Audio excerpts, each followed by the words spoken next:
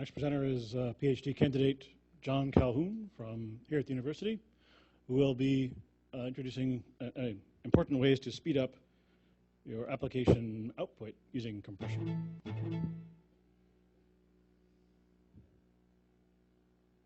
right, I will.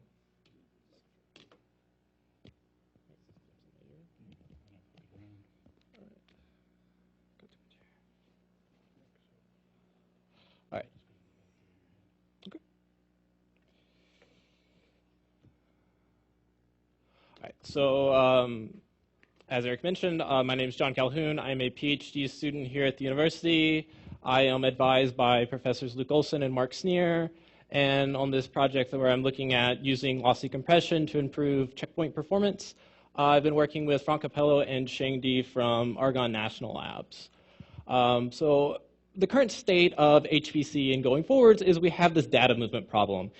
Computation is so cheap, data movement is so expensive, and something I really wasn't aware until I started doing this research, it's even more expensive power-wise. So here is a talk from a micro keynote from 2011, and it shows that the power required to do a 64-bit double precision FMA is measured on the order of picojoules. Doing a DRAM access is orders of magnitude more expensive power-wise. So going forward, it's really we have free computation with respect to moving data around. So what are we going to do with this free computation? And what I'm going to look at is, let's try to compress the data. It's going to take a lot of energy to move data around in future systems. If we can move less data around, we're going to save energy. But the way that I'm going to do it by adding error. So the first thing I have to do is I have to evaluate, are simulations able to handle error added in? All right, so in my work, I'm going to be using Charm++, and Charm++ has native support for checkpoint restart. We have the ability to checkpoint to partner nodes, this double in-memory checkpoint. We also have the ability to checkpoint to permanent storage. And no matter how many times you checkpoint to partner nodes, eventually you're going to have to put a checkpoint in the permanent storage for reasons of I would like to run longer than my time allocation. So this is really the low-hanging fruit. And what we're going to look at in this presentation is, can we improve the I/O performance of an AMPI application by using lossy compression? So why use lossy compression? Why not use lossless compression? I mean, if I decompress from a lossless scheme, I'm going to get the exact answer. I'm going to have the same simulation. And the problem with that is lossless compression for floating point data is very, very hard. Very, very hard to actually get any compression. So here are some state-of-the-art lossless floating point compressors specifically designed to compress floating point data, and the compression factor that they're able to achieve is a little bit over 1. The max there, I believe, is 2.13.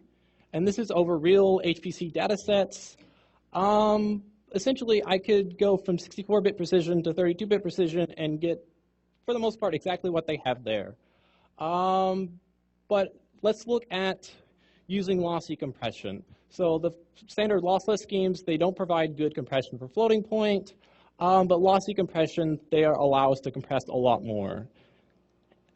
By how much more? I apologize if the text in this figure is small, but this is taken from an IP DPS paper from this year that shows compression ratios for some state-of-the-art lossless compressors, and you're talking about compression ratios of 1,000, 50, 60, 70, vastly higher than what you can get with lossless compression.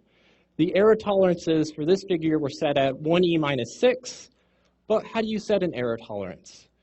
How much error can the application handle? And that's what we're really going to be looking at in this presentation. If we restart an application from a lossy compressed checkpoint, is it valid? Are we going to have a simulation that means something to us, or is it just going to be wasting CPU hours, wasting dollars? So my argument to you is, well, the first is we've already embraced various amounts of error by running scientific applications. We are using floating point arithmetic. Floating point is approximating this continuous spectrum. We have accepted this and we use it every single day. We've also been using numerical methods that are only accurate to a certain degree. We have, let's say, first order accurate methods, second order accurate methods. We know that we cannot resolve error in the problem more than what the numerical method says we can.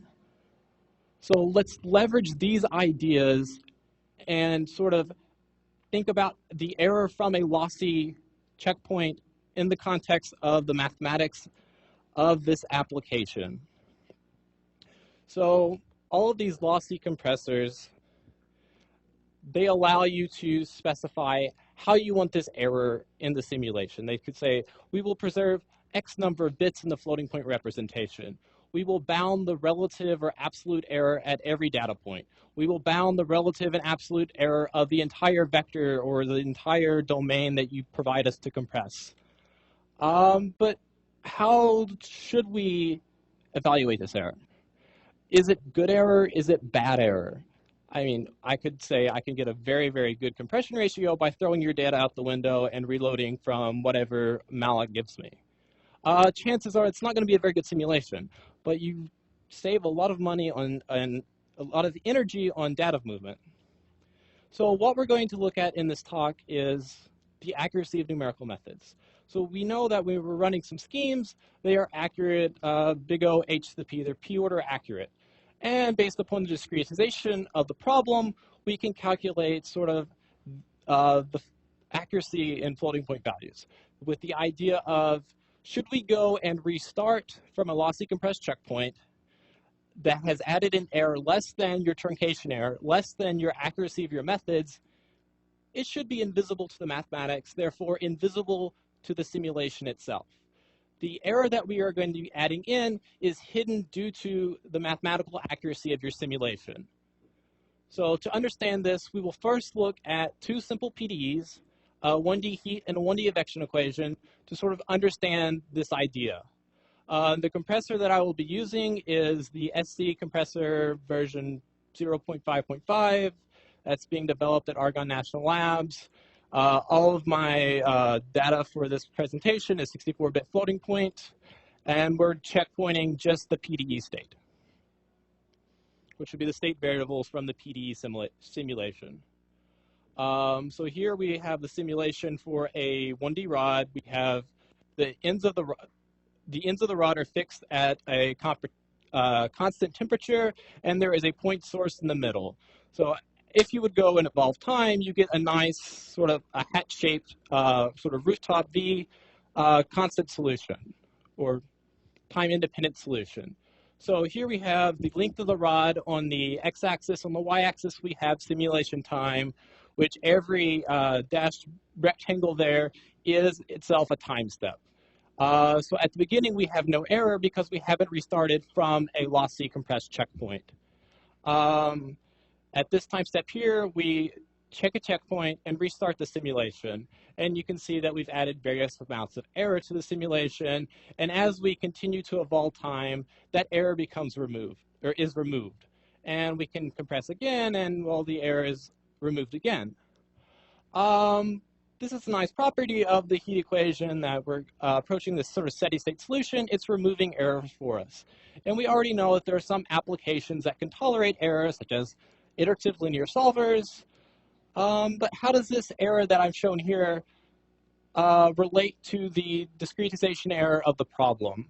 So the solid black line is our discretization error, is the accuracy of the numerical method, or the discretization of the problem and the numerical method that I'm using.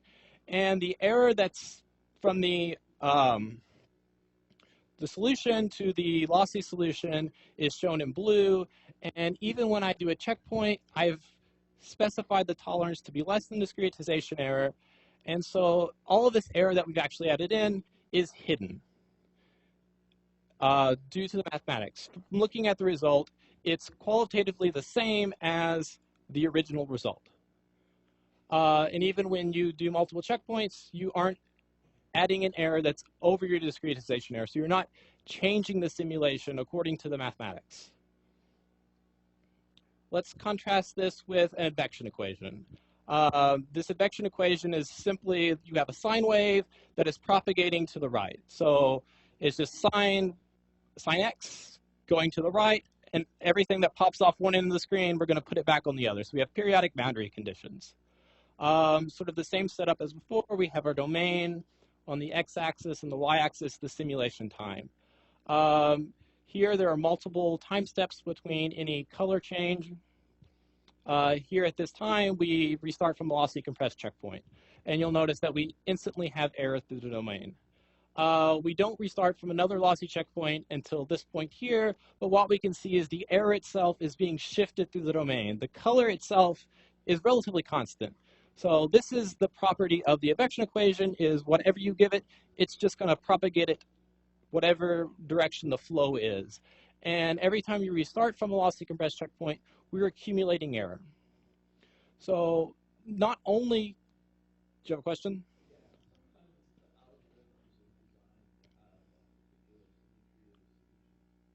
Yes.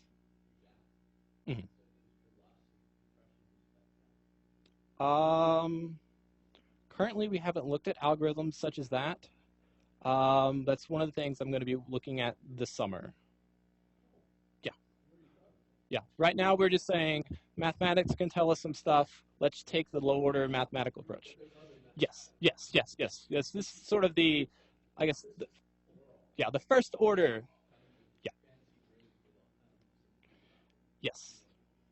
Yes. Where was I? The y-axis is the simulation time. So I plotted the error in the solution. Oh, the color is the error in the solution. So white is there's no error. Blue, you're off by a negative amount. Red, you're off by a positive amount. Yes, yes, yes. Yeah, this is the absolute error. And so you can see that this PD, it's propagating. So we can't just say compress the discretization error and be fine. Well, that can be true, but PD properties will either remove error or keep error and propagate it in. So you would need to think of what is my PD actually doing? What are the terms in the PD working on? And if we look at the error added in relative to discretization error, we can see this as every time we do a checkpoint, we're just adding in error. We sort of get some removal of error, but it's sort of approaches an asymptote where the error stays in the simulation. So if we kept restarting from this lossy compressed checkpoint, eventually we're going to add in error and we're going to diverge our simulation. So let's look at this in a real application. So the application that we've selected is the XPAC Center's PlascomCM code. It's a multiphysics plasma code developed here at the university. For this, our checkpoint restart is going to be accomplished by running it through AMPI.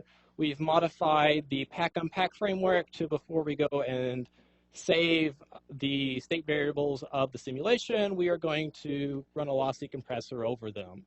The problem that we're solving is a Navier-Stokes flow past cylinder. We have our various problem discretization. So what types of compression factors are we able to achieve on this code? So based upon the error tolerance, we can have anywhere from roughly 80 to 90x compression ratios, all the way down to about 2 or 3x, depending on how much error you want to add into the simulation.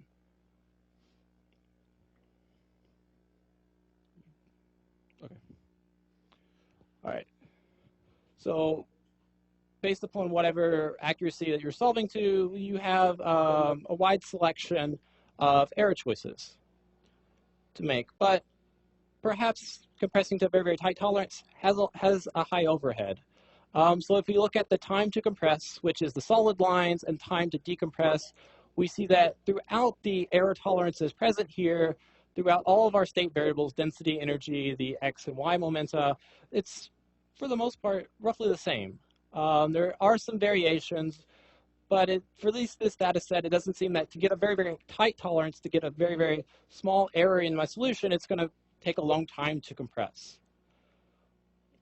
So what does this do to the simulation itself?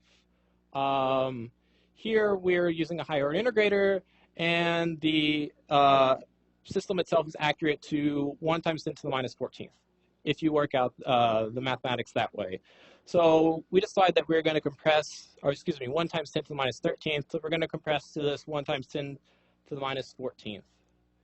And so the simulation is shown here. This is the momentum, and this figure here will be the error in the solution. And so initially, there's no error until we restart from a checkpoint. And we can see that the error appears throughout the domain. Every 250 time units, we restart from another lossy checkpoint. And what we can see there at the end is there is some accumulation of this error. So error is being removed. The flow is moving out of the domain. We have non-periodic boundary conditions. That's nice. But if you look at the areas where there is virtually no momentum, the error is accumulating. So this is saying that, well, we need to think more about the application itself. What is the application doing in order to further design lossy compressors? We can't sort of blindly go about just compressing below discretization error and expect to get good things over the long term. This next video, I would like to pose a question to you all. We have the correct simulation on the left, and on the right, we have the lossy simulation. And I would like for you to try to guess, what is my error tolerance there? Would anyone like to guess?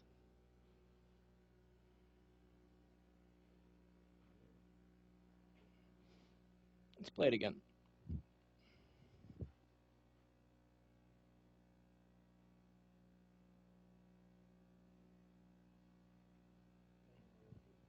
Ten to the negative 2. You were actually absolutely correct. It is 10 to the minus 2. So, excuse me. Visually, there's really no change in the simulation. Perhaps when you dive deeper to analyze sort of on a more mathematical statistical basis, there's going to be some difference in the solution. But what this is saying is we can also use checkpoint, lossy checkpoint to get cheaper visualizations. For the compression ratio for this was about 40 or 50x. So if I'm doing lots of these visualization files, I'm just looking at the simulation, what happens sort of at this high enough level, I can produce these simulations very, very fast. So what did we learn, and what do we need to do? So we found out that you can restart a simulation from a lossy compressed checkpoint. You can keep the error that you add in below the error of the mathematics. So at least at that level, we've said that the simulation itself can be accurate. But we need to do more analysis, and I'm sort of at the limit of what I know about these applications. Like the comment earlier, there's stuff that we need to preserve. The application scientist knows what we need to preserve. We should talk to them and show these results to the users of the XPAC codes and let them help further guide us in what we need to do or guide us when we're furthering designing this compressor. So we've looked at this in the context of one full-scale application. But we need to look at in the others, and chances are we'll find that what works well for one application is not going to work well for another. But what I would like to say, go back to those two PDE model problems, is say different parts of PDEs either attenuate or propagate or maybe even add in error. If we can sort of find out what components of the PDEs that we're solving, what is their associated, how they handle this error, we might be able to find a order of better accuracy about what we should compress to, not just looking at just discretization error. But this is a relatively new project, so if you have any questions or suggestions about what you think would be interesting to look at in the context of lossy compression, I would be interested in hearing.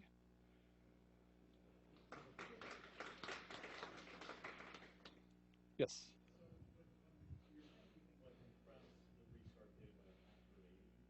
Yes.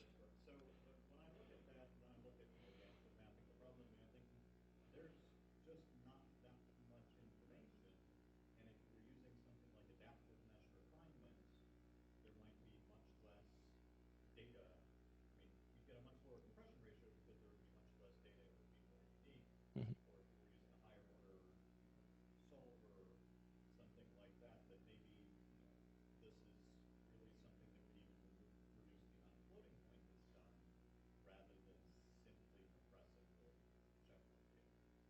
Yes. Yeah. And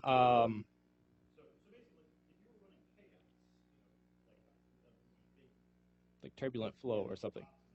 Yeah. Yeah.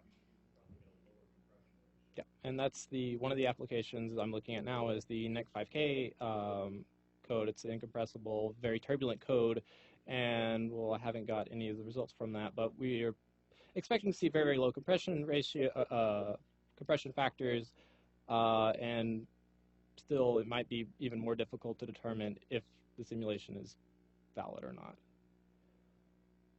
But Phil?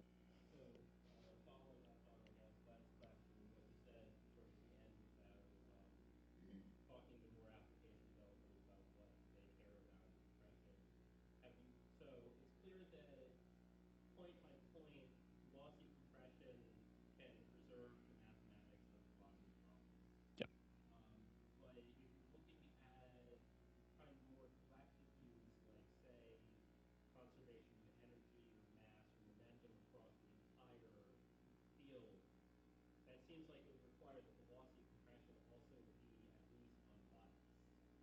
Yes.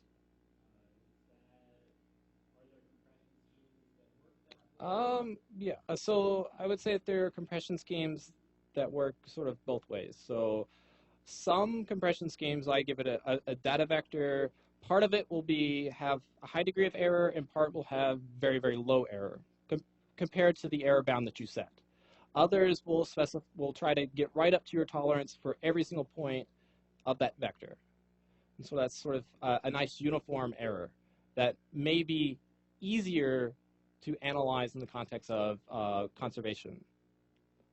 Um, and then you could also think that there are not every variable in the simulation can be compressed to such a high error if it's going to directly affect some conserved variable.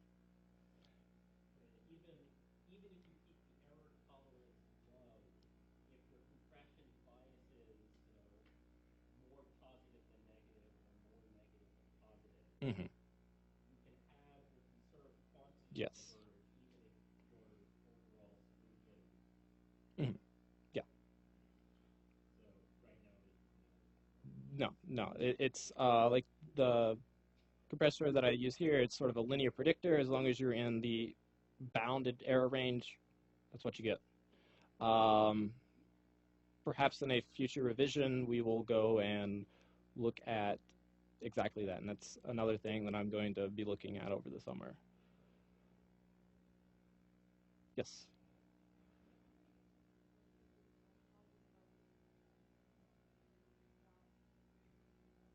Um, uh, Different compressors do different things. Generally every compressor takes the dimension of the array into account. So you can look at spatial neighbors.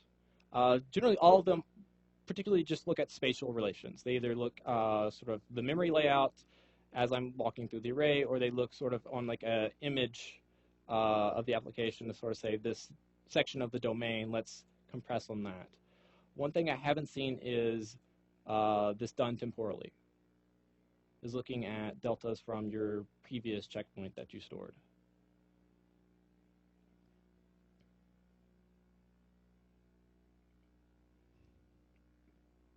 Questions? All right, thank you, John. Thanks.